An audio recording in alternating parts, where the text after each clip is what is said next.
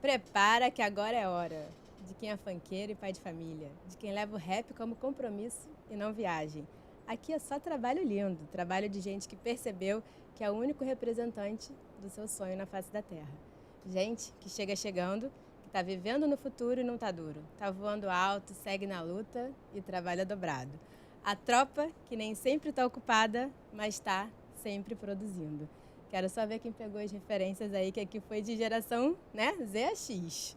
Então, Condzilla é empresário e criador de um dos maiores canais de música do mundo.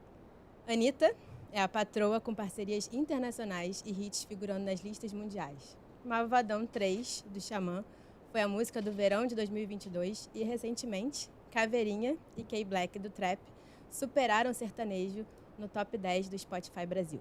Papatinho tem uma música com Gabigol do Flamengo. A revista Veja elegeu o trap o novo rock and roll dos jovens. E vemos cada vez mais nomes como Lennon, Felipe Ret, MC Pose, Tasha Trace no top das paradas. Sem contar, claro, o fenômeno que é Ludmilla com Numanice. Nunca foi sorte, sempre foi gestão de carreira e negócios, mesmo que não tivesse esse nome. Eu sou a Babi Bono. Esse é o Falando de Propósito, o podcast do Senac RJ. Hoje eu estou aqui com Michele Muri, Thiago Idec, especialista em marketing e música, e Fabrício Oliveira. E a gente vai falar muito sobre quais são os mitos, verdades na carreira desse ramo musical e quais são os caminhos possíveis que o rap, o trap, o drill, o funk, etc. estão construindo por aí pelo país. Sejam muito bem-vindos. Para a gente começar... Obrigado.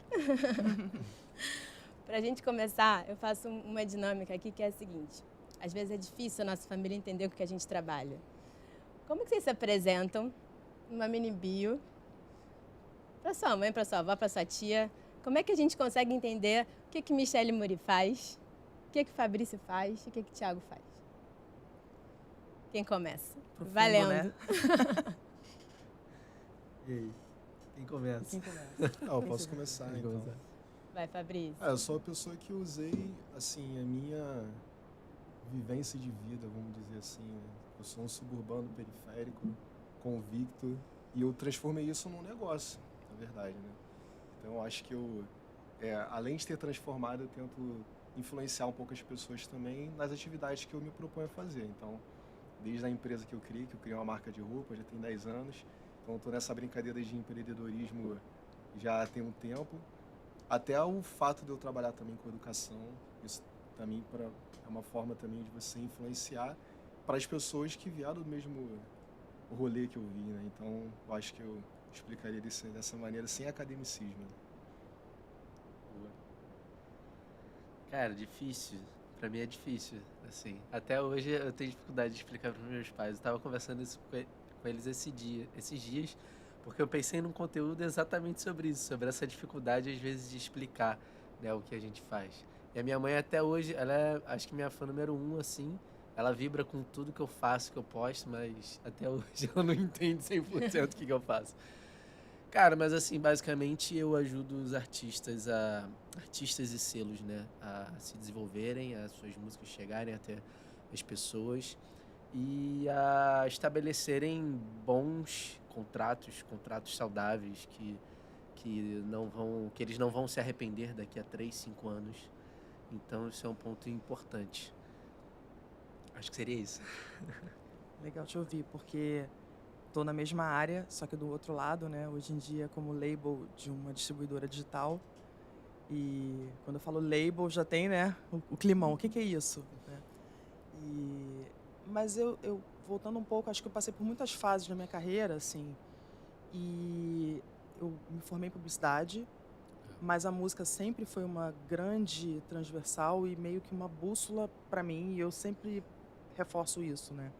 Porque, ao contrário do Fabrício, assim, eu não tive uma identificação racial desde o início da minha vida, né? Eu fui criada numa família extremamente branca, sendo uma mulher negra, super classe média, então a música me guiou para lugares que eu podia me encontrar com os meus pares, e aí os bailes funks, né, a música regional, depois o forró, enfim, me identifiquei muito nesses lugares, nesses espaços, e entendi que eu tinha uma função, um papel de olhar para isso e ver como é que eu conseguia, dentro da minha entrada nesse mercado, com toda a facilidade, com todo o tom de voz que, né, o mercado pede para pessoas que têm um certo nível de escolaridade, enfim, certos acessos, como eu podia contribuir para que outras pessoas que não têm isso chegassem nesses lugares. Então, hoje, eu entendo que meu papel é muito, transitando em todos os lugares que eu estive, foi buscar essa representatividade nos lugares, e é o que tem me guiado até hoje. Engraçado que você falando, a minha experiência é um pouco parecida com a sua, porque eu também não tive isso de cara e, na verdade, mais recentemente, talvez há 6 anos atrás, tenha começado esse processo na minha vida. E eu comecei como músico, né, tocando com 15 anos.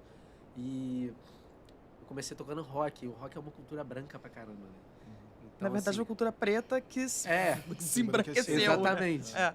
Exatamente. E acho que até, sei lá, cara, comecei a tocar com 15 até os 26 para 27, assim, que foi nessa pegada. E aí as coisas começaram eu comecei a reparar certas coisas, assim, as coisas começaram a fazer outro sentido para mim, e aí começou esse processo, talvez na minha vida. Mas eu te entendo totalmente. E também já trabalhei numa distribuidora e também já trabalhei com publicidade, então eu te entendo pra caramba.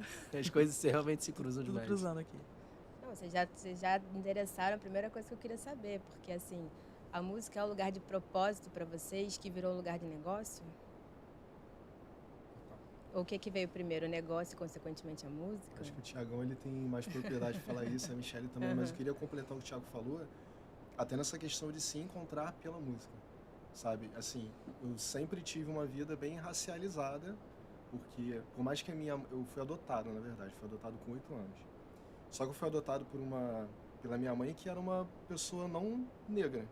Por mais que tivesse descendência e tudo mais, mas ela não tinha aquela ideia de letramento racial que a gente hoje em dia fala. Mas o primeiro conteúdo que eu absorvi e que me fez pensar sobre a minha condição na sociedade foi através da música. Pô, Rapping Hood, aquela música Uns Manos e As Minas. Quando eu ouvi aquilo daí, eu falei, caraca, eu vivo essa realidade. E quando o Racionais até lançou aquele CD sobre Vivendo no Inferno e depois Nada Como Um Dia Após o Outro, eu falei, eu não sou paulista, mas aquilo dali tá vivendo, fala muito sobre a minha vivência, sabe? De como é que uma pessoa preta lida, a abordagem do PM e a pessoa que te olha diferente numa loja. Eu falei, caraca, eu sou isso, sabe? Então, eu acho que a importância que também do Thiagão, eu sou do rock e do rap, sabe? Então, são duas músicas que têm muita lance de consciência social e o rap muito racial, assim. E eu me construí pela música. Então, por mais que eu não seja um musicista, mas isso fez com que eu pudesse ser um bom administrador, um bom empreendedor, um bom professor. E ela me trouxe consciência racial e de classe também. Então, foi muito bacana também. Não me transformei em negócio, mas transformei como forma de viver também. Eu vejo a música muito com esse papel mesmo, né? De fazer uma crítica social, uma crônica do que a gente vive. E aí é muito natural que a gente veja, assim, em vários grupos subrepresentados, né? Figuras que performam nesse universo do rap. Você vê muitos indígenas fazendo rap. Sim. Então, todos têm esse fio condutor que é a marginalização, né? Dos gêneros, enfim, se vê muito isso na construção do samba, né? Como o samba foi marginalizado, como os sambistas foram perseguidos há mais de um século, né? E como isso se repete no rap, no funk, no brega funk, nas periferias, né? Nos movimentos musicais que emergem das periferias. Total. Assim, pra mim, Total começou como uma paixão. Na verdade, eu brinco que a primeira paixão da minha vida foi o futebol. Quando eu era criança, e aí eu joguei sério até os 12, 13, provavelmente.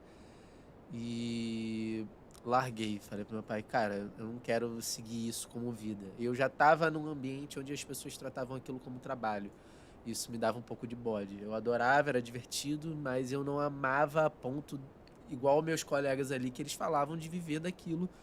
E eu me sentia até mal. Eu falava, cara, eu não amo tanto quanto eles. Tipo, será que é certo eu continuar fazendo isso aqui? Isso foi minando essa minha vontade de jogar, aí parei. Mas logo em seguida, assim, a música me arrebatou, cara. Pô, sei lá, os primeiros discos que eu ouvi, assim, Nirvana, Iron Maiden, Red Hot ainda. E, e foi uma galera que eu mergulhei nisso, né? Não tinha internet ainda. Tinha aquela Era coisa ainda revistinha, né? Com a de revistinha. você descobrir o disco, você pegava o disco, você não sabia, não fazia ideia como é que aquilo ia soar. Aí você colocava dentro do som ali, dava o play, você falava, nossa, que isso? Aí tinha um encarte, você acompanhava as experiência, né? letras, era uma Experiência. experiência. Eu sinto falta, inclusive, disso. Então eu me apaixonei muito por aquilo. E a música, pô, me trouxe muitas coisas. Ela me trouxe primeiro um propósito de vida, porque a minha vida começou a ter outro sentido. Eu falei, eu larguei futebol, aí não tinha muita coisa ali pra me interessar, e a música foi isso. Eu fiquei uns 2 anos, assim, apaixonado pela música e tentando achar uma forma de estar mais inserido daquilo. Aí achei na bateria uma forma de estar inserido naquilo. Pô, fiquei até os 15 anos importunando a vida do meu pai pra ele me dar uma bateria de presente. Aí meu pai me deu parcelado no cheque lá, e sei lá quantas vezes, lembro até hoje disso. E, pô, eu fui o terror dos vizinhos por muitos anos. E aí, E aí, cara, assim, comecei como músico e na inocência, assim, com o sonho de, cara, viver de música, vou ser isso aqui, vou ser isso aqui. Só que lá pros 17 anos eu comecei de fato a tocar nos shows e tal. E aí eu comecei a reparar nos aspectos do negócio. Porque você vai num evento, você vê o dinheiro acontecendo, né? Você vê a banda headline da noite, que ela tem o cachê tal, você vê um som melhor pro cara tal, um som pior camarim pro cara melhor. tal, você vê a diferença de equipamento, você vê camarim, aí você vê Merchandise, merchandise, preço de entrada, aí você vai vendo isso tudo, você vai vendo, pô, nesse show aqui colou uma galera, naquele outro show não colou uma galera, por quê? A diferença de... E eu comecei a perceber esses aspectos do negócio. Cara, eu sou muito nerd, né? Eu já era muito nerd.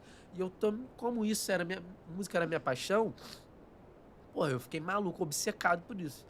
Então, eu de fato comecei a estudar isso. unir a música com o É, negócio. Total. Comecei a estudar esse negócio. Comecei a, cara, pesquisar quais eram os selos da época, onde cada artista estava em cada selo, por quê, qual era o cast de cada selo, se fazia sentido. E eu comecei a estudar tanto aqui no Brasil quanto na gringa. Então tinha a coisa do MySpace. Pô, MySpace tinha tudo. Você entrava lá, tinha os contatos da empresa que fazia booking daquela banda, ou da empresa que fazia management, ou do selo. Eu ia procurar no site. Aí no site eu descobria que a mesma empresa que fazia o booking da banda X fazia da banda Y, da Z. Opa! Aí, cara, eu ia pulando. Aí tinha o nome dos profissionais que trabalhavam. Aí eu ia catar os profissionais que trabalhavam, porque esse cara já tinha trabalhado na empresa X. Não... Então, assim, eu comecei a mergulhar nesse mundo. E quando eu percebi, alguns anos depois, eu estava mais apaixonado pelo lado do Do business negócio. do que por tocar, não pela música, mas por tocar. E eu percebi que eu poderia ser, mais pra frente, né, lógico, melhor fazendo isso que eu faço hoje do que como músico. Que é marketing digital? Estratégia? Assim, é bem abrangente, tipo, hoje eu faço gestão de carreira de alguns artistas, eu sou label manager de alguns selos, eu tenho alguns negócios, eu sou sócio de algumas editoras, sou sócio de outros selos, faço um pouquinho de cada coisa que eu também não consigo ficar quieto Ah, eu fazendo sou. uma coisa Meu só. Deus, como vive. Como, E como vive? Quando dorme? O que come? Sexta-feira. Acho legal isso que você falou, porque tem um gancho aqui que era até de uma pergunta que eu ia fazer pro Fabrício. Te ouvindo, né? Esse lugar do sonho, a música era muito lugar do sonho, foi virando lugar do negócio e tal. O Fabrício fala muito de empreendedorismo, né? E aí tem uma pesquisa até do Data Favela que fala que empreender é o maior sonho dos moradores de favela. E não é só isso, assim, mais de 35% dos moradores de favela são tipo 6 milhões de pessoas que querem empreender. Mas o que é mais legal é que essas pessoas, elas têm certeza que elas vão realizar um sonho. Essa pesquisa fala a mesma coisa. Então, a gente sabe que negócios ligados também à economia criativa empregam 19% desses trabalhadores, né? Isso inclui música, artesanato, produção de site, videoclipe, etc. e tal. Você é um especialista e doutorando nisso, né? E eu queria que você explicasse um pouquinho a diferença entre se existe e qual é, afroempreendedorismo e empreendedorismo, se isso está dentro das habilidades, se está no propósito, se está nos dois. Acho que é legal a gente conseguir entender um pouco Sim. melhor. Botar os pingos, né? A bola no chão. Então, há e não há diferença, porque empreender é empreender em qualquer vertente, assim. Porque o cara, para começar a empreender, ele tem que começar a entender a parte técnica, operacional, ele tem que entender um pouco de marketing, estratégia, sabe, de mercado, e coisa que todo negócio tem que ter. No entanto, todo empreendimento ele tem ali uma jornada de dificuldades, todo empreendimento tem no início ali dificuldade para fazer caixa, para se inserir no mercado, network e tudo mais. Quando a gente fala numa trajetória de uma pessoa preta que quer empreender, algumas coisinhas irão mudar. Porque, além de toda a questão ali normal de um negócio, você tem a barreira do racismo estrutural. Então, se eu for trazer uma autora, né? Eu sou o cara dos autores, tá? Se eu for trazer uma autora assim, a Camara Jones. Camara Jones, em 2002, ela lançou uma pesquisa que ela relatava que o racismo ele tinha 3 vertentes. Ele tem uma vertente individual, que está ali no sentimento e tal. Você sente que você não gosta de uma pessoa por conta de alguma coisa. Ou interpessoal, porque ele expõe aquele racismo que ele tem, ele fala, sabe, tá no ato, tá nas ações. Ou ele pode ser institucional. O institucional é quando as normas das empresas, elas acabam sendo racistas de forma estrutural. Você move uma estrutura para sustentar aquela ideia, né? Exatamente. Você cria uma norma, por exemplo, que você não sabe que foi racista, mas você foi. E nisso você interfere muitas vezes na tomada de crédito de uma pessoa preta. Tem uma pesquisa que fala que 30% dos afroempreendedores ele tem crédito negado sem motivo. E aí a gente vai lá na Camara Jones e vê que aquele motivo pode ser muito bem um racismo individual ou um racismo interpessoal. Assim. Então, eu sempre falo que o afroempreendedorismo ele faz com que aquele empreendedor tenha problemas somados. Além dos problemas que a gente viu nos livros de gestão, tem o problema do racismo estrutural. E aí eu trago o professor Silvio Almeida aqui em 2019, ele fala sobre o racismo estrutural, que no meu entendimento, o racismo estrutural do Silvio Almeida, ele engloba os 3 da Camara Jones, então ele é um pouquinho mais complexo. Partindo desse princípio, eu acho que a gente tem que ver o afroempreendedorismo com uma outra visão, e com outras formas de você meio que quebrar essas barreiras do racismo estrutural. E eu falo que para você afroempreender, você pode empreender ou na estética ou na essência. Por quê? Na essência, você, sendo uma pessoa preta, automaticamente você está afroempreendendo. Você vai passar por aquela jornada ali de dificuldade. Mas você pode empreender só na estética, colocando produtos voltados para a comunidade preta. Tem um exemplo assim, a minha esposa, ela tem cabelo crespo. Então, ela usava um produto que era mega bom, assim, sabe? Tipo, vegano e tal. E era bacana pro cabelo dela. E teve uma época que não tinha. Michelle é uma mulher preta, ela pode falar isso. Uma grande época que eu não tinha. Dificuldade nisso. E eu falei, eu usava também porque eu não tava de dread, eu podia usar creme, meu cabelo era afro, assim, grandão, eu usava na verdade o creme dela, nem comprava creme. Deixava ela comprar pra depois usar. Aí eu falava pra ela, caramba, cara, o irmão preto que fez isso daqui, que ideia legal, né, cara? E os potes eram todos diferentes, assim, com a temática racial. E eu tive a oportunidade de conhecer um cara que trabalhava nessa empresa. Gente, eu não vou falar o nome da empresa não, fiquem tranquilos. Ah, pode fazer, eu tô curiosa. Aqui não tem problema, a gente tá em casa, no tá? off Fica à eu falo vontade. pra você. Aí eu falei, pô, cara, trabalha nessa empresa, ele, pô, trabalho, cara. Eu falei, pô, irmão preto que fez esse produto aí, ele falou, cara, não é preto não. Aí o meu mundo foi meio que acabando, né? Aí eu falei, aí daí que eu comecei a pensar, ele viu uma oportunidade no mercado de colocar um produto para suprir uma necessidade da comunidade preta e ele não é preto. Então ele trabalha num afroempreendedorismo estético, não é na essência. Se vocês forem nos livros, vocês não vão ver essa diferença da estética. Eu falei, caramba, então tem essa diferença, sabe, do racismo estético. Então eu sempre falo assim, é isso, colocou um produto para a comunidade preta, é afroempreender. Você é um afroempreendedor, você continua aplicando o afroempreendedorismo. E eu foco muito nessa ideia. Para terminar minha fala, e para a gente não falar só de sofrimento e barreiras, tem potencialidade nisso. Porque eu também gosto muito de dar essa contraposição. Black Money é uma potencialidade, você consumir dentro da comunidade preta. Uma outra potencialidade é a gente se unir em forma de network preto. Eu conheço a Michelle, que eu conheço o Thiago, que o Thiago vai colocar um outro amigo na fita, que vai colocar um outro. E a gente não depender do mercado se estruturar. A gente, como comunidade, se estruturar. Isso tá fazendo muita falta. Muito. É o Eu acho quilombismo, que, cara. eu acho que a quilombismo. parada do network é o que mais faz falta e talvez isso possa suprir todas as outras necessidades. Eu acho que é o principal. É. Eu defendo daqui a 4 dias a minha tese de doutorado. E eu vejo que o ponto principal é o network. Qual o tema, Fabrício? É afroempreendedorismo. Ah, Na verdade, boa. eu... Já tá, então É. spoiler aqui do professor. Não, pô. o título é Valuation de Startup, mas olhando pela luz do quilombismo do Abdias do Nascimento, que foi uma grande figura que poucos brasileiros Eu conhecem. vou marcar outro só para você vir contar total, vambora. da tese. Vambora. Mas eu quero pegar um gancho exatamente nisso que você está falando. Tem uma conversa que eu e a Michelle temos de forma recorrente. Eu vou chamar a Michelle de Mi, vocês me desculpem, a gente é íntima, isso é um spoiler, quem quiser procure saber. Mas a gente fala muito, né, dos amigos e colegas músicos e da galera aqui.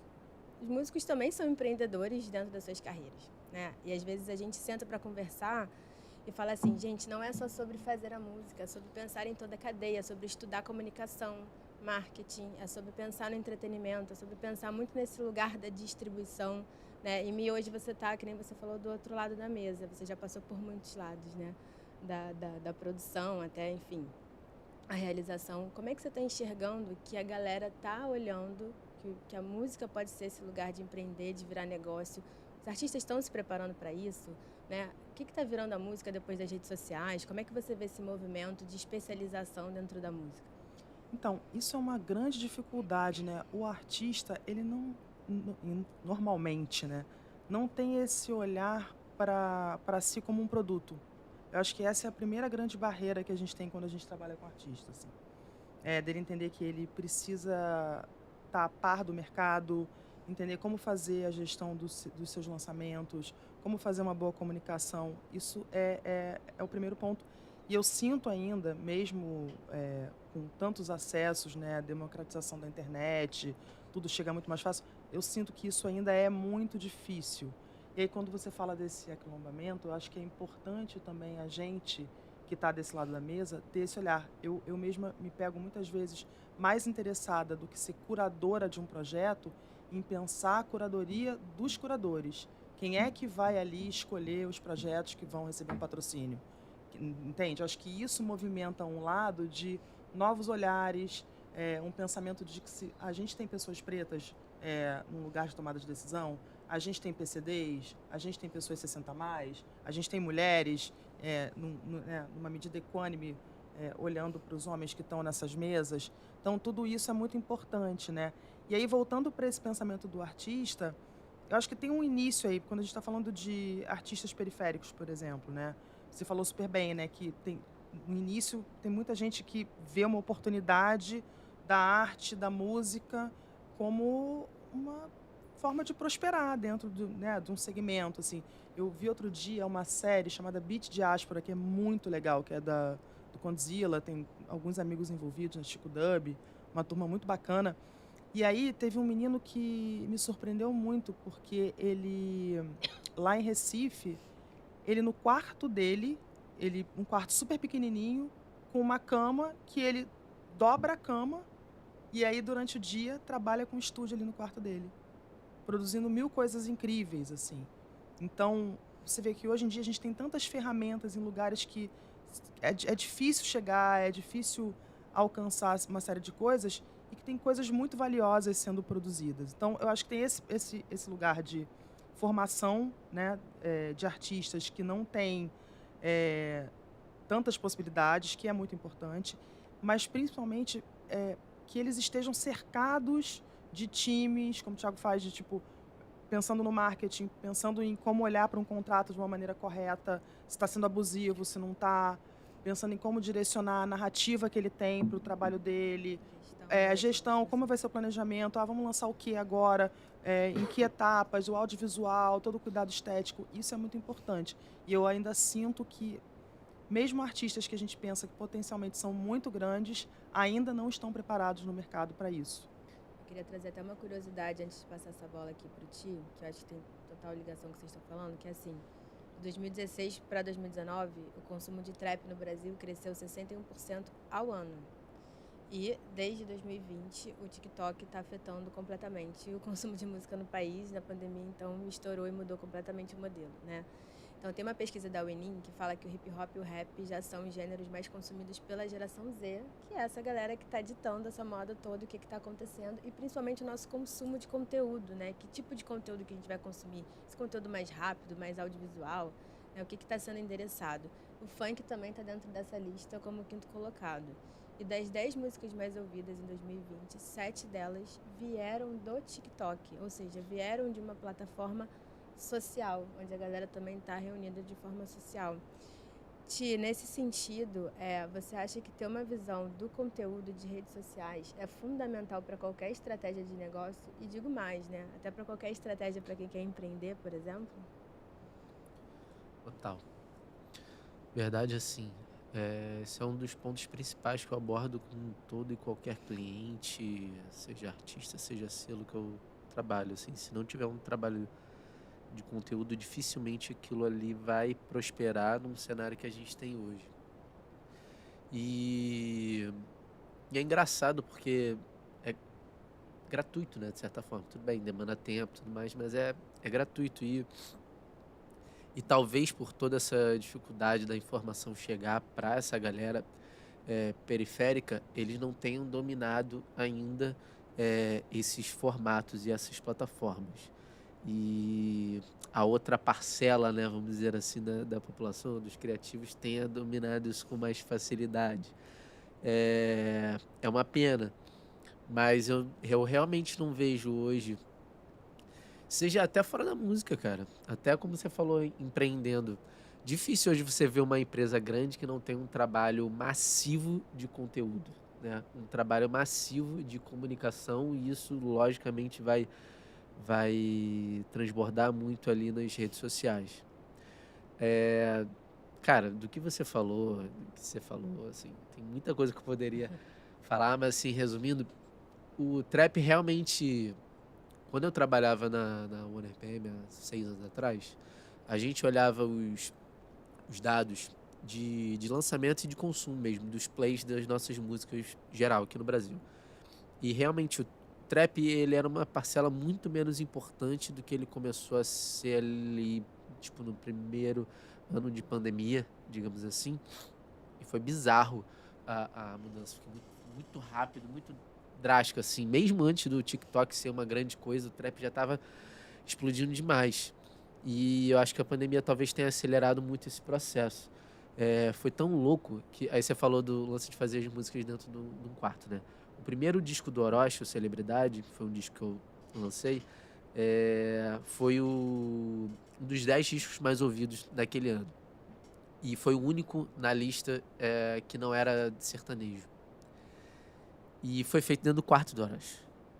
Porque na época ainda não existia a Main Street.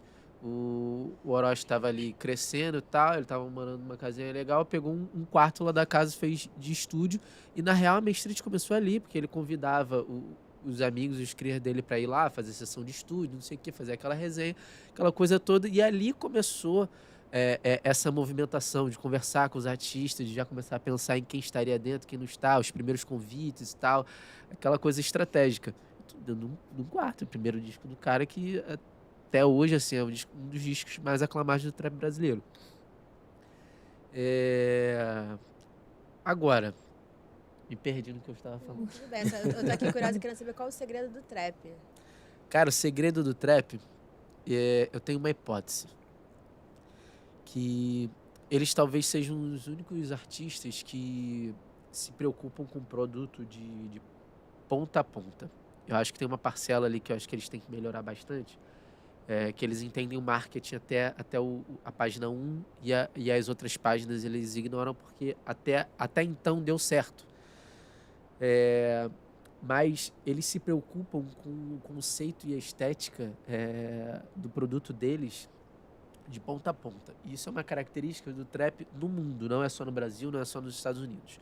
Se você reparar, um disco que o Drake lança, ou um disco que o Travis Scott lança, ou um disco que o Metro Boomin lança com o 21 Savage, cara, eles pensam o nome das músicas, o nome do disco, como é que vai ser a capa, o que eles vão falar, o que eles não vão falar, qual vai ser o emoji que vai ser, que vai transmitir aquele conceito deles, tá ligado? Fandom, né? Exatamente. Que a gente vê muito no Big Brother, exatamente. nesses programas todos.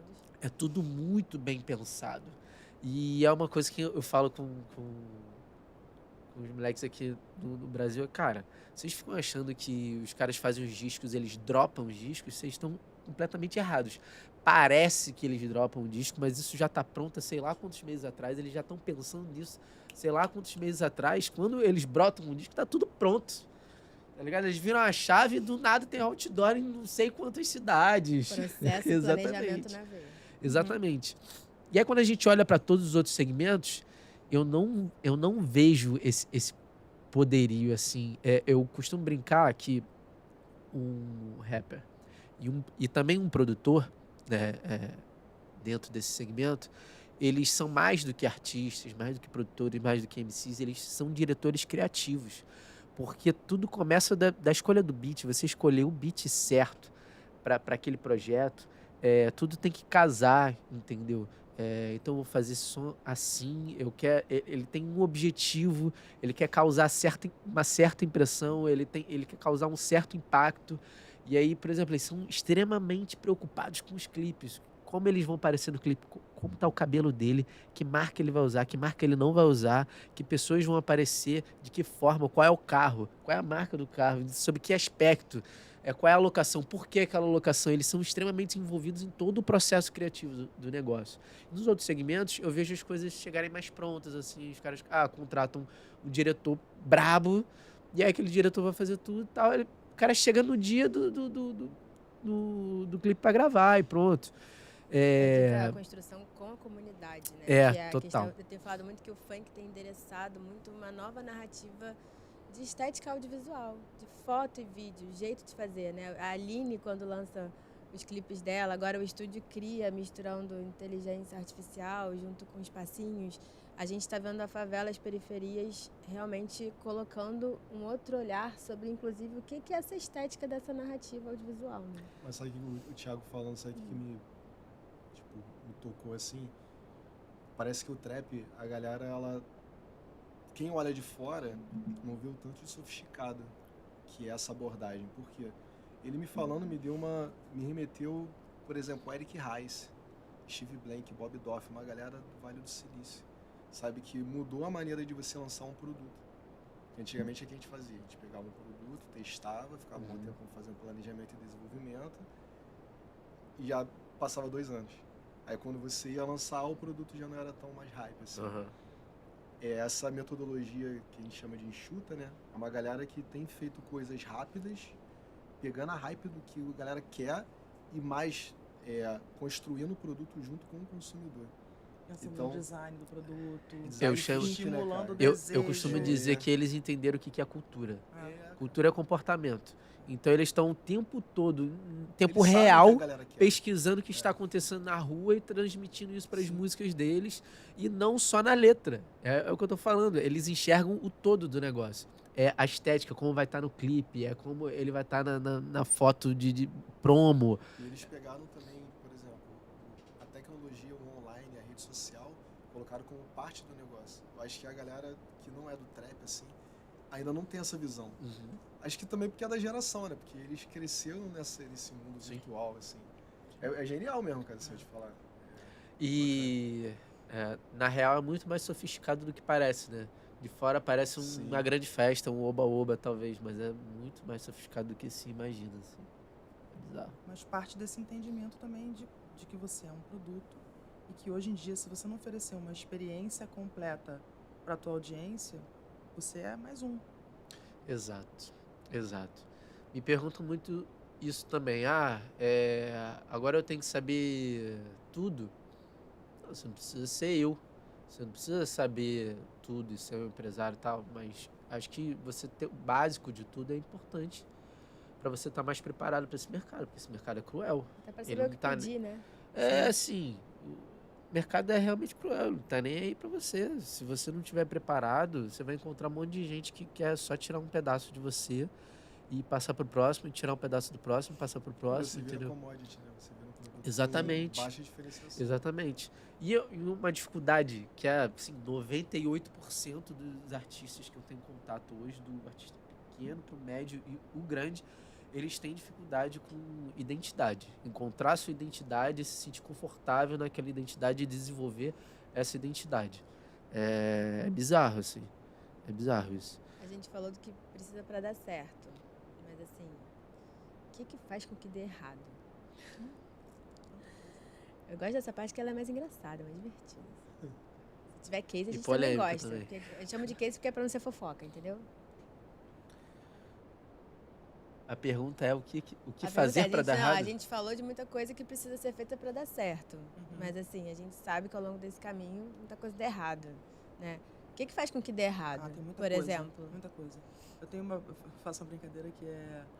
A gente tem que dar um curso de como não destruir a carreira do seu artista em 3 meses, né? Porra, milhões. Né? Acho que a gente poderia, depois daqui, vamos Vale chamar mais. ali pra trocar uma ó, ideia. É, Senac boa. tá ouvindo. Ó, Porque copia, falta de produção. profissionalismo, as entregas precisam. Combinou, tem que fazer as entregas. Não adianta achar que high pay, vai tudo cair do céu, sabe? Ou então, beleza, tá tudo indo bem na minha carreira, na parte de venda, de show, tô circulando bem, aí eu abandono o digital. Cara, é um grande erro, por exemplo. O digital ele vai continuar retroalimentando. E você não vai perceber agora, você vai perceber daqui a meses, quando já estiver doendo no teu bolso, entendeu?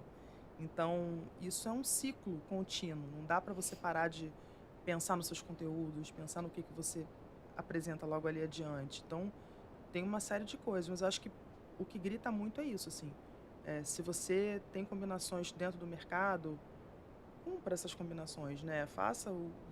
Acorde as coisas e dê seguimento a elas, assim. Isso é muito ruim, a gente vê muito isso com recorrência no mercado, né? Artistas que começam super bem e aí muitas equipes despreparadas, né? Que precisam correr atrás disso, ou então entender os seus lugares, os seus papéis para potencializar o trabalho de um artista, né? Acho que é por aí. Queria falar dessa preparação, porque assim, pô, temos um doutor aqui, já vai apresentar sua tese, temos os maiores nomes do mercado aqui. Imagino que tem uma galera que deve ter uns 20 e poucos anos ouvindo a gente, pensando assim, putz, quero trabalhar com essa parada que a Michelle faz, o que o Fabrício está estudando. Você é um cara estrategista que nem o Thiago. O que eu preciso fazer? O que eu preciso estudar? O que eu preciso olhar? A gente até fez um episódio outro dia sobre memes. Meme é muito legal, a gente encaminha meme o dia inteiro, né? Mas assim, o que mais Tem amigo além meu que eu disso? só mando meme, às vezes a gente nem troca muita ideia. Vê lá no direct só meme, então meme toda hora. Total, eu também. Não sei se tem fórmula, né? Mas acho que tem. Eu vim pensando assim, em algo parecido antes de vir pra cá. Tem um lance que a gente chama de Ikigai, né? Que é tipo uma mandala japonesa. Né? Então o Ikigai ele pensa muito sobre o que você gosta de fazer, o que você sabe fazer, o que o mercado precisa e se o mercado pagaria por aquilo, né? E tem muita gente que fala assim, pô, cara, você é cantor. Cara, não tem habilidade pra ser cantor. Pô, eu teve um momento na minha vida que eu quis jogar bola, igual o Thiago, mas hoje eu vejo, eu falo, cara, eu não sabia jogar bola, mas eu queria jogar bola. Quando cheguei a um momento assim que eu pensei, poxa, o que eu sei fazer? O que eu tenho habilidade? Se desenhar bem, eu gosto de moda, né?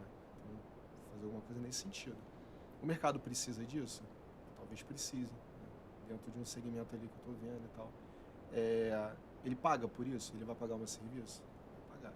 Eu tenho talento para isso? Beleza. Então, acho que a pessoa que olha essa mandala, que é o Ikigai, e consegue completar, aí fica mais fácil para ela, porque se ela sabe alguma coisa, mas ela tem ali uma dificuldade, por exemplo, para edição de foto, vai fazer um curso nesse sentido. Ele não vai ficar chutando para tudo quanto é lado. Até que ele tem uma habilidade ali para cantar, mas ele pode melhorar e fazer um curso naquele sentido ali, ele vai naquele caminho. Então acho que o pessoal que está escutando a gente dá uma procurada no Ikigai, que facilita a vida de muita gente. Eu adorei essa dica, sabe? Porque eu fiz... Aí, ó, agora é pra quem tem 35 mais, 40 mais. Hein? A gente aqui fala com todo mundo. Eu pedi demissão E fazendo o processo do Ikigai, entendi que eu precisava pedir demissão e comecei o quê? A empreender. Devia ter te conhecido um pouco antes para pegar mais algumas dicas. Mas eu acho que esse processo, né, que eu também acho que tem a ver com a música, que nem o Thiago falou, que a grande dificuldade dos artistas é quem é você, o que você gosta, o que você pode fazer, qual é a sua habilidade, né? E como você coloca essa habilidade a serviço do mundo, mas a serviço de um propósito pessoal também. De juntar uma paixão. Às vezes a gente fica pensando em propósito, parece um negócio que está muito longe, né? Mas se a gente conecta com a paixão, com o coração, acho que os gatilhos são mais profundos. Acho que o Ikigai faz você também se autoconhecer, né? Acho que é legal também. É que a gente está nesse lance de ferramenta, né? O pessoal pode pesquisar também a janela de Johari. Janela de Johari é maravilhoso, assim, porque é o eu que eu conheço, o eu que eu não conheço, o eu que as pessoas conhecem e o eu que as pessoas não conhecem. Então você preenche esses quadrantes que você vai se autoconhecer mais. Irado. Janela de Johari. Sabe o que eu acho tão importante essa fase, essa parte, que dentro da metodologia que eu trago lá na Hyde para os nossos clientes, para os nossos artistas e tal, a primeira parte do processo assim é exatamente conhecer, cara, quem é você como artista e onde você tá. E é bizarro que a galera não sabe, assim, você começa a fazer algumas provocações e é o mais legal que rola uma surpresa assim, cara, eu não tinha percebido isso. Tipo, já tem 3 anos que ele tá convivendo com aquele aspecto, com aquilo ali. Ih, Tipo, menina, tem CEO de empresa que também não consegue até hoje. cara, Serve bizarro, pra né? tudo na vida. E como revisitar isso e se fazer algumas perguntas, né? Se questionar algumas coisas é importante. Muito louco. Eu fiz uma mentoria com um artista que ele já tinha bombado. E aí, só que ele tinha bombado com uma música que não transmitia o que ele era como artista. E depois disso... Isso é muito comum, né? Cara, depois disso ele viveu um inferno, assim, na Limbo, cabeça né? dele. Um limbo, assim, de tipo, cara, será que eu tenho que fazer aquilo? E ele viveu um processo de fama, que as pessoas reconheciam ele por aquele projeto, por aquela música. E ele se sentia um pouco envergonhado, tá ligado? E aí, de certa forma, ele se sentia não merecedor. E aí ele ficava, cara, agora o que eu faço? E aí ele foi assim, de 8 a 80, né? Ele fez uma coisa um pouco mais pop. E aí ele descambou para um lado completamente alternativo. E aí começou a dar errado. E aí foi ficando pior o negócio na cabeça dele, que ele falou, agora eu não sei fazer mais nada. Então, assim, é muito louco como é que é fácil para os artistas entrarem nesse lugar, né? E quanto mais eu trabalho com artistas, mais eu entendo que o aspecto mais importante é o psicológico, cara. Você está trabalhando com criatividade. Se você não estiver cuidando do seu psicológico, porra, vai pro saco. As coisas até acontecem até a página 1, depois dá tudo errado, sabe? É muito louco. Mas respondendo a sua pergunta do que fazer para dar errado, ou não fazer para tudo dar errado, acho que se você não construir uma base de fãs, não se preocupar em construir uma base de fãs, as coisas, variavelmente, mas sendo mais tarde, elas vão dar errado. Porque as pessoas, seus fãs, eles podem gostar do que você faz agora, mas talvez eles não gostem de você. E aí o que vai te dizer que ele vai estar aberto, essa mesma pessoa vai estar aberta a ouvir o teu próximo trabalho? É exatamente esse trabalho de você construir uma base de fãs, dessas pessoas, de estabelecer essa conexão mais duradoura, né, com essas pessoas. Eu estava vendo uma entrevista esses dias com o Dr. Dre, e ele estava falando do Kendrick Lamar. E para mim o Kendrick Lamar é um dos maiores cases desse aspecto.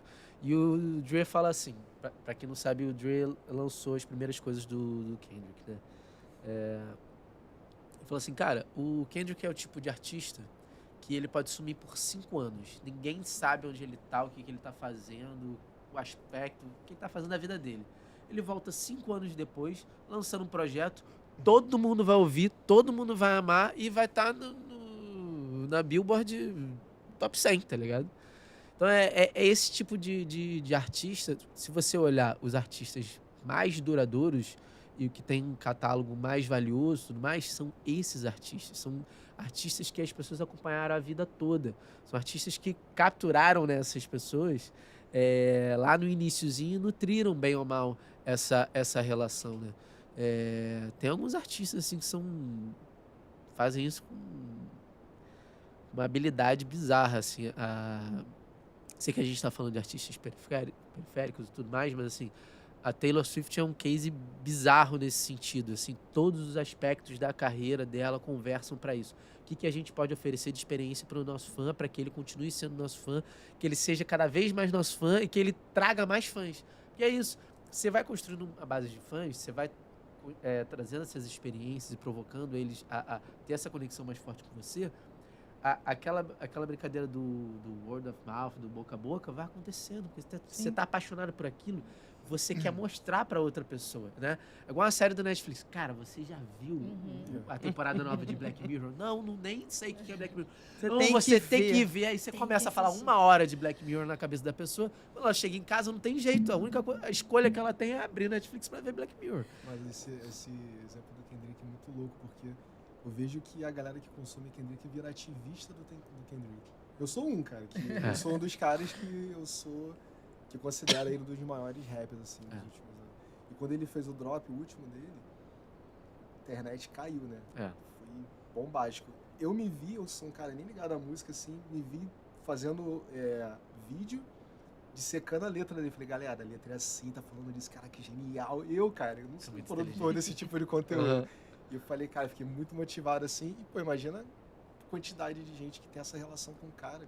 É bizarro mesmo. Ô Fabrício, eu vou abrir um parênteses então, já que você hoje tem um encontro muito especial. O Fabrício vai deixar a gente 5 minutinhos antes, porque ele vai conhecer a carinha na ultrassonografia do filhote dele. Sim. Então eu quero endereçar para você uma pergunta antes de você ir. A gente continua aqui mais um pouquinho, fiquem por aí. Mas já temos, né? Já tá na hora. Já tá na hora. Aí, ó, tá vendo? Tô olhando para você. Eu só quero que você deixe um recado, porque você está falando exatamente esse lugar do quase mais do que um fã, né? Um ativista. Isso tem muito lugar da paixão. E a gente estava falando aqui o tempo todo, cara, você tem que ter habilidade, mas você tem que ter a paixão. Mas nem sempre as pessoas sabem juntar essas duas coisas, né? Quando a gente está falando de colocar isso a serviço de alguma coisa que vire uma renda para você. Deixa um conselho para a galera, assim, como é que você junta a paixão e a habilidade? Assim, eu sempre falo que quando você empreende com coisas que você não, obviamente, gosta muito, que é apaixonado, você daria 100%, assim, do teu tempo, sabe? Mas quando você ama aquilo dali, você vai dar 120, 130, e aquilo dali acaba se tornando algo que deixa de ser até um trabalho. Eu faço o meu trabalho, eu sempre penso isso, né? Eu chego no meu escritório lá e eu não sinto o peso do trabalho, sabe? Eu não sinto aquele negócio, sabe? Senta na cadeira que, cara, eu cheguei de novo aqui pra fazer a mesma coisa e tal. Porque eu amo aquilo dali. Eu amo lançar campanha, eu amo trabalhar com roupa, eu amo, trabalhar com modelagem, eu amo atender meu cliente, eu amo ver o meu produto, passar na TV e falar, caramba, eu criei aquilo dali do zero, pessoas vindo até a mim. Então, isso me cria um fogo interno, assim, sabe? Por quê? Eu peguei algo que eu tinha de hobby, e aí essa seria a dica, assim. Qual é o teu maior hobby, assim? O que você gosta de fazer? O que você faz no teu tempo onde você não está trabalhando, né? Você pode transformar aquilo dali num negócio? Existe um modelo de negócio para aquilo dali? Você poderia ganhar dinheiro com aquilo dali e te volta no Ikigai. Você sabe fazer? Você gosta de fazer? O mercado paga? Tem espaço para o mercado aquilo dali? Então acho que vai muito nesse sentido, né? Transformar alguma coisa que você ame fazer enquanto você não esteja trabalhando e ver se aquilo dali se transformaria num modelo de negócio. Aí é só sucesso. Sucesso. Acho que eu vou mudar o nome desse episódio para Chuva de Ref. Eu tô querendo anotar várias dicas que vocês estão dando aqui, várias pessoas que vocês estão falando aqui, vai ser Chuva de Ref. Fabrício, obrigada. Eu sei que hoje é um dia especial. Depois manda foto pra gente. Manda sim. Tá? A gente também quer acompanhar isso aí. E a gente continua mais um pouquinho. Galera, seguindo aqui. Mia, pegando um gancho até com isso que o Fabrício estava falando, assim. Como é que você vê o futuro dos negócios nessas carreiras musicais? Assim, o que você está entendendo que é tendência? O que pode influenciar esse mercado nos próximos anos? O Thiago trouxe uma coisa super interessante dessa coisa de carreira, né? De como o artista fomenta o seu público e mantém esse público. E eu acho que só, se eu puder complementar, nesse sentido, eu acho que renovar esse público, sabe? Que é essa coisa do boca a boca, mas é sempre estar preocupado com a renovação do seu público. Porque é isso, é a paixão daquele artista durante a vida inteira dele e que vai passar por vários momentos daquela pessoa, daquela persona artística, e que ele tem que se preocupar com quem ele leva ao longo dessa trajetória toda dele, né? Essa renovação é super importante. E aí, pensando no futuro que é a pergunta de milhões, né? De Milhões. Milhões. Se a gente acertar, ó, É? vai Nossa. que. Mas o artista conseguir naturalizar esse lugar do entretenimento. De entender que não é ruim você pensar a sua carreira como um produto, projetar experiências diferentes, pensar desde da sua parte de composição até como você pode dialogar o teu trabalho junto a marcas, o seu merchandising, sabe? O que você pode produzir de legal na tua lojinha quando você estiver circulando, quais as parcerias que você quer promover ao longo do tempo. E aí, pensando um pouco nessa coisa da vocação, né? De como você também concilia a tua paixão com a vocação que você tem e o trabalho. Eu sempre saquei que a música era meu lance. Só que eu procurei olhar para a música em todas as possibilidades que ela podia me dar. Então, eu já tive em todos os lados. E sempre sem medo de me aventurar, pensando, cara, eu posso aprender. Vai ser ótimo, porque vai me levar para um lugar muito diferente que eu ainda não conheço. E é isso que me instiga. Às vezes eu tô ali super bem estabilizada num determinado lugar, eu falo, cara, eu acho que eu já posso ir para um outro lugar aqui que vai me trazer novos aprendizados e que eu vou me arriscar e que vai ser bacana. Então, já fiz tudo, já compus música, eu já trabalhei com gestão de carreira, já fiz turnês internacionais, já fiz projetos culturais em editais, já fui curadora, já fui coordenadora artística, já cuidei de espaço, agora estou num outro lugar que eu saí do mercado da música, estou na indústria da música, sempre me aventurando em conhecer coisas novas, lugares novos, num lugar que eu amo. Então, é fácil? Não é. É sempre muito difícil. Parece, falando assim, né, lindo, 44 anos, super realizada. É lenha, mas eu acho que é isso, é importante ter esse foco no que você ama, estudar muito, se informar muito e estar sempre atualizado com relação ao mercado e buscar o que te move, o que te deixa com aquele frio na barriga, tipo o relacionamento. O que vai me fazer me apaixonar de novo dentro da minha carreira, né? Então, é esse movimento. E para os artistas também, né? Eu acho, ouvindo o que você estava falando, acho que a curiosidade é um aspecto uma coisa que é inerente nesse processo, né? A gente precisa ser curioso com o que a gente quer, assim. E a curiosidade nos leva a novas experiências, né? E a testar do que a gente é bom, do que a gente se interessa. Porque, como você falou, olha como a música é ampla. Você pode fazer tantas coisas. Você pode ser músico, você pode ser road, você pode ser técnico de som, técnico de luz. Você pode ser produtor de estrada, você pode não ter nada a ver com a estrada. Você pode trabalhar numa gravadora como a AIR, você pode trabalhar no marketing, você pode trabalhar com rádio, promoção, você pode ser advogado do ramo da música, sabe? Direito autoral, você pode ser crítico, exatamente. Você pode ser o que você quiser. Tipo, agora, dentro do rap, por exemplo, eles criaram, tem uma cena das páginas de rap, tu pode ser, tipo, e uns moleques que nem fizeram jornalismo ainda, talvez ali eles descubram... Eles são talvez os ali melhores. eles Essa descubram galera uma nova maravilhosa. paixão e aí vai estudar e ele vai, pô, agora eu entendi como eu posso fazer disso aqui um negócio maior e como eu trago outros atributos para isso aqui virar mais do que só uma página de notícias pequenas e tal. Então, assim, olha a quantidade de coisas que eu falei aqui em segundos que você pode fazer e com habilidades diferentes, né, com vivências e experiências diferentes. Então, acho que a curiosidade e essa experiência, e quanto mais cedo, né, fizer isso, quanto mais cedo se jogar, mais cedo você vai descobrir a sua parada e vai conseguir se dedicar a isso, assim. Eu fiz isso. Eu me joguei muito, assim, nas coisas. Até começar a ganhar grana mesmo, demorou. Não é um processo fácil. É difícil você ver todo mundo, assim, do teu lado. Começa faz a faculdade, aí já tem aquela pressão da família, né, da faculdade e tudo mais, aí começa a ganhar o seu dinheirinho, compra um carro, aí viaja no fim do ano, e aí você tá vendo, pô, você ralando lá com música, experimentando um monte de coisa, fazendo um monte de coisa, não tá ganhando dinheiro, você fica se perguntando, pô, tô no caminho certo? É difícil mesmo, assim, pra mim, no final das contas, deu certo, mas foi difícil, mano. É o que eu falei, assim, só com uns 27 anos que as coisas realmente, não vou dizer estabilizaram, mas começaram a valer realmente a pena, assim, o corre da música, Eu acho sabe? essa Pra uma mim. dica boa, porque a gente está vivendo num mundo muito Imediatista. imediatista. Sim. Que a galera quer que tudo aconteça agora. Não, pô, não vou fazer uma formação não, porque, caraca, 2 anos, né? 4 anos, 5 anos, mó tempão. Quando você vê 2 anos passou assim, 1 ano passou assim, e você não necessariamente está construindo alguma coisa, assim, né? O resultado da vida, não, eu falo muito isso, às vezes, também para os meus alunos, assim, o resultado na vida, ele não tem o tempo da timeline, né? Não é a urgência da rede social. Então, vocês todos aqui trouxeram muito essa questão da construção, de que foi indo por um caminho, fez uma outra especialização, mas estudou mais um pouquinho uma coisa X, foi indo por uma coisa Y. Eu acho que é importante a gente falar que isso também esbarra em habilidades e características, né?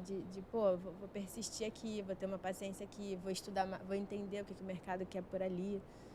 Eu acho que tem uma coisa de umas habilidades mais sutis, que não são nem técnicas, mas mais comportamentais, né, para esse mundo de hoje. Não sei o que vocês acham. Assim. Eu acho que esse processo não para, né?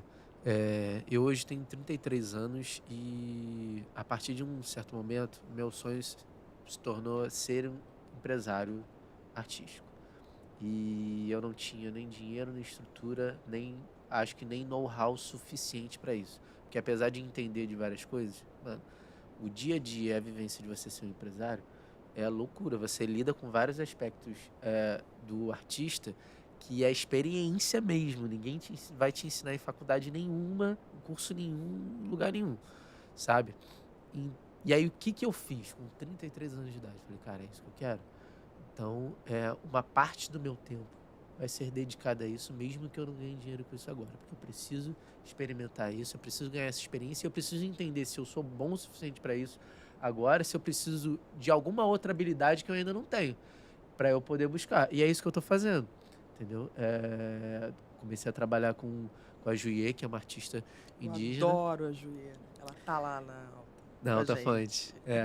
E tá sendo uma experiência super bacana. É maravilhosa. Ela, pô, foi super, como é que eu posso dizer, aberta mesmo ao trabalho, e tudo que eu proponho de ideia e de projeto, assim, ela tem embarcado e tem sido, na verdade, a parada que eu mais tenho gostado de fazer. A parada que eu mais tenho gostado de fazer tem sido trabalhar a carreira da Juliana. Muito por ela ser uma artista, assim, diferenciada nesse sentido, de fazer as coisas, de comprar o barulho e tal. Mas é aquilo, né? O que eu falei, pô, meu sonho era ser empresário artístico. Se eu não pegar e experimentar isso, me jogar, talvez no final das contas não dê tão certo quanto eu imagine. Não seja exatamente agora, mas daqui a 3 anos esse negócio comece a andar. Os meus melhores negócios, financeiramente falando, contratos e tal, eles foram fechados muito antes deles realmente virarem. A gente está vivendo agora, talvez algumas pessoas que estão escutando isso conheçam, mas quando o Major RD é um artista de rap hoje que está vivendo um melhor momento da sua carreira, está tocando em todos os maiores festivais, é disparado o melhor show, o show mais potente no momento. Ele está numa ascendência assim, muito grande. Cara, eu assinei contrato com o Major RD lá na One RPM há uns 4 anos atrás, talvez, 3, 4 anos atrás. E isso foi começar a render de fato fruto há relativamente pouco tempo. O primeiro disco dele tem 2 anos no máximo, se tiver, entendeu? O Orochi e o Cabelinho, quando a gente assinou, também eles não eram uma realidade, pelo contrário. Então, assim, essa coisa da gente estar, de olhar para frente, ter paciência, às vezes parece para as pessoas que as coisas acontecem muito de repente, mas não. São pequenos passinhos ali, são pequenos degraus. E aí, quando o negócio acontece, ele parece que é de repente, mas não, galera. É que só não tinha chegado para vocês ainda, tá? Mas a gente vai ali comendo pelas beiradas e é um processo. Respeitem o processo, não tentem pular etapas do processo, porque é muito importante. Quem pula a etapa do processo pode até dar certo, mas vai te faltar alguma coisa lá na frente e talvez tudo possa dar errado. Então, Então, cara, estuda, vai entender o básico de direito autoral, vai entender o básico de produção de conteúdo, de marketing, sabe? Entender o básico também da tua parada. Pô, vai estudar como você pode compor melhor, como você pode gravar melhor, vai estudar flows, vai estudar estética, vai estudar isso, porque é muito necessário, né? A primeira coisa é a tua parada. E isso não quer dizer que você tenha que fazer tudo isso. É que estudando, você consegue se conectar com pessoas que desenvolvam essas tantas outras habilidades, mas entendendo se elas estão executando o papel da maneira correta, né? Total. Meu trabalho fica muito mais fácil quando eu converso com um artista que ele entende pelo menos o básico daquilo ali que eu tô Exato. falando. Quando ele não faz ideia daquilo, fica muito difícil, porque eu Você tenho tem que um retrabalho, né? eu retrabalho. E ele não vai entender de primeira. Também vai ser um processo. Eu vou ter que repetir isso algumas vezes durante alguns meses para começar a entrar na cabeça dele, ele entender e falar: agora entendi, Hideki, aquilo que tu falou lá atrás. Isso rola pra caramba. Isso rola pra caramba. E é muito legal ver você com essa paixão, assim, falando sobre empresariamento, porque você está numa nova geração agora, né? E eu comecei com 20 anos de idade como empresária artística e fui durante 16 anos. Então, Caraca. numa época completamente diferente. Aham. Pareço jovem, mas eu venho numa época do Já vai mais contrato fax, sabe? devia ser De muito outra mais realidade, a difícil. internet de escada, assim. Devia ser muito Então, mais tempo. difícil. A gente só é jovem há mais a tempo. gente só é jovem há muito só tempo, é só isso. isso. Né? Bom, gente, eu ficaria aqui mais umas horas. Acho que eu tô falando isso Droga. com uma certa recorrência nesses episódios aqui do Falando de Propósito, porque realmente são conversas muito gostosas, que estão valendo por uma pós-graduação. Mas pra gente fechar, agora é a hora da verdade. O que tá na primeira página do Spotify de vocês? Putz. Ih, tem coisa pra caramba. 2 dicas, vai. Ó, uma eu vou dar das gêmeas que eu vou hoje no show, inclusive, tá as três maravilhosas. Legal. Sempre tô aqui curtindo demais o novo álbum das meninas. Que amo, Zão, que eu adoro. Tô curtindo uma galera super jovem aí. O último projeto deles tá muito bom. Maravilhoso, maravilhoso. E acho que dentro da nossa temática são os que eu escuto com mais recorrência. Legal. Cara, Quero o verdade. meu Eu Spotify sei que tem é meio Péricles louco. também. Vem com essa pra cima de mim. Ah, você não. falou duas, hein? Depois eu vou Pô. complementar aqui. Viu? Eu, hein? Você acha que O eu meu não é meio conheço, louco. Thiago? O meu vai ter música de meditação, com certeza, porque eu uso pro meu filho dormir todos os dias. Vai ter o Trap de Fato do Derek, com certeza. Não paro de ouvir esse negócio. Gruda na cabeça. E, cara, tem o último DVD do Leandro Sapucaí, que eu- Leandro, querido. que eu fui na gravação e eu fiquei apaixonado. Também tô ouvindo pra caramba. Inclusive, um abração. Leandro é demais, né? Super artista, produtor, gênio, Eu só chamo amigo ele de mestre. querido. Ele um começa a mestre. falar, vou ficar quieto, só vou ouvir. Ó, Fica então, a pra não dica, causar hein? ciúmes, eu vou falar. No meu Spotify e nas outras plataformas também. Todos os artistas que eu tô ali cuidando do planejamento. Então tem muita gente legal. Rico Dalassan, Chico César, Lineker, Lued, MC Tá, Só todo mundo. nata da Todos música estão, brasileira. não saem né? Então, ó, eu tô fazendo os compromissos com cada episódio que a gente tá gravando. Eu acho que esse merece uma playlist. Então, quando a gente soltar esse episódio, eu vou soltar também uma dica de playlist vinda da curadoria de vocês. Playlist Bora? do episódio. Playlist do Gostei. episódio. Vamos montar nessa? junto, Vamos vambora. montar? Gostei. Fechou. Então tá, Eu sou o gente. cara de playlist, hein? Eu tenho Também. playlist pra tudo. Só a mina da playlist. Muito obrigada. Foi um prazer estar com vocês. Obrigada, aulas gente. e aulas e aulas. Vou mudar para chuva de ref, porque realmente, assim, eu tô saindo daqui com a minha bagagem muito estendida. Gente, esse foi mais um episódio do Falando de Propósito, podcast do Senac RJ. Mais que promover educação profissional, o propósito do Senac é gerar grandes oportunidades de transformação. Como a gente não quer deixar ninguém para trás, nos juntamos a quem também está nessa jornada pela inovação e pela inclusão social para amplificar a nossa voz. Vamos nessa? Até o próximo. Obrigada.